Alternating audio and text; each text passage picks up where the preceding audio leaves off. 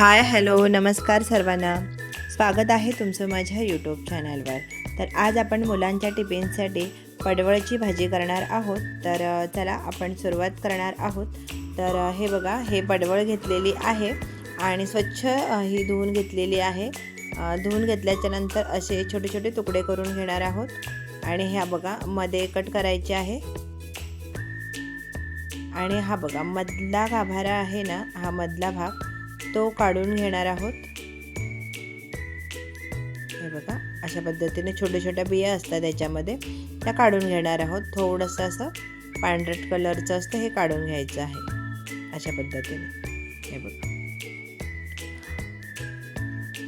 आता हे सगळं काढून घेणार आहोत। आणि आता हे बघा, आता परत अजून एक मध्ये कट करायचा आहे आणि अशा छोटे छोटे उभ्या पण कट करणार आहोत, जेणेकरून बारीक अशी कापली जाईल। यामुळे आपण अशा पद्धतीने कट करणार आहोत। जर माझे व्हिडिओ आवडत असतील तर लाईक करा, शेअर करा। चॅनलवर तुम्ही नवीन असाल तर चॅनलला सबस्क्राईब नक्की करा। आणि माझ्या रेसिपी कशा वाटतात ते तुम्ही कमेंट सेक्शनमध्ये नक्की सांगा। हे बघा अशा पद्धतीने बारीक करून घ्यायचं आहे।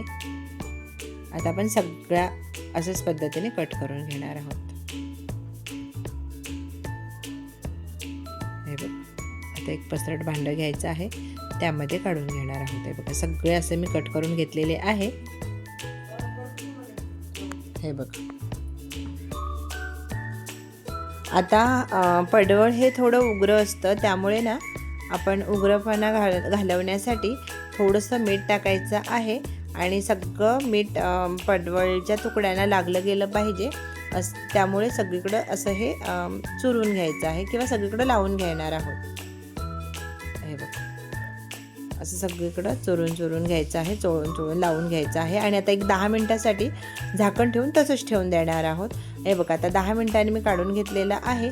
आता काय करायचं, हे सगळं परत मिक्स करून घेणार आहोत आणि चुरून घेणार आहोत। आणि जितकं आपल्याला पाणी काढता येईल तेवढं काढून घेणार आहोत।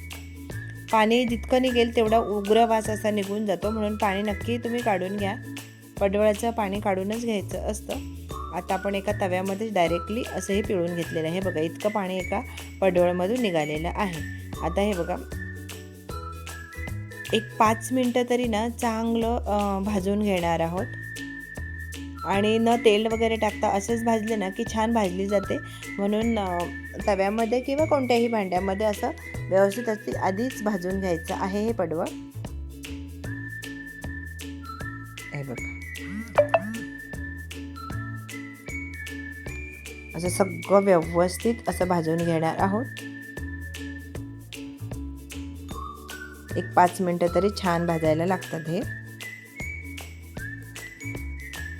नेहमी तेच भाज्या आपण खातो, त्यामुळे जर थोडंसं पडवळ वगैरे वेगवेगळं असं करायचं की मुलांनाही छान वाटतं। हे बघा आता भाजून झालेलं आहे आणि एका भांड्यामध्ये काढून घेणार आहोत। आता त्याच तव्यामध्ये मी तेल टाकून घेतलेलं आहे, साधारणतः 2 चमचे टाकलेलं आहे तेल। आणि लसणाच्या कांड्या 10-1 अशा मी सोलून ठेचून घेतलेल्या आहेत, त्याही टाकायच्या आहेत। आणि मीडियम साईजचा कांदा कट केलेला आहे आणि 2 ते 3 हिरवी मिरची बारीक कट करून घेतलेली आहे आणि कमी तिखटवाली आहे ही। आता हे सगळं मिक्स करून घेणार आहोत आणि छान प्रकारे असं भाजून घेणार आहोत।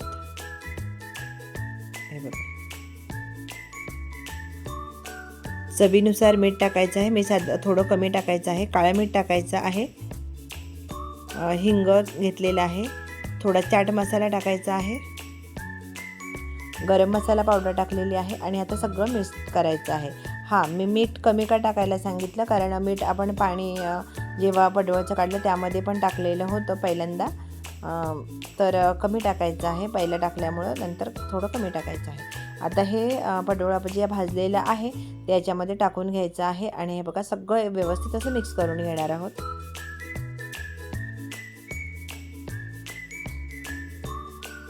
हे बघा अशा पद्धतीने मिक्स करायचं आहे। आता पसरून ठेवायचं आहे थोडा वेळ आणि अशा पद्धतीने आणि झाकण ठेवायचं आहे आणि 1-2 दीड ते 2 मिनटं तसंच ठेवून देणार आहोत। आता 2 मिनिटांनी आपण झाकण काढायचं आहे. परत मिक्स करून घेणार आहोत. हां, मी ना पहिली हळद टाकायची विसरलेली होती, त्यामुळे मी आत्ता टाकलेली आहे.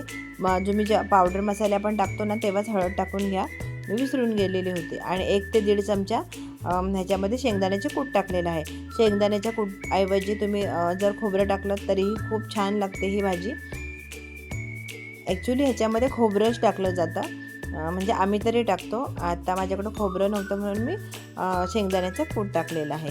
वरून कोथिंबीर भुरभुरायची आहे. भाजी आता एकदम रेडी आहे. चवीला अप्रतिम झालेली होती. आता मी मुलांच्या टिफिनसाठी देणार आहे, त्यामुळे टिफिन मी रेडी केलेला आहे. तर हे बघा किती छान झालेलं आहे. तर चला, वेळात वेळ काढलात माझा व्हिडिओ पाहिलात त्याबद्दल मनापासून धन्यवाद. उद्या भेटू आपण दुपारी ठीक 3 वाजता. तोवर बाय.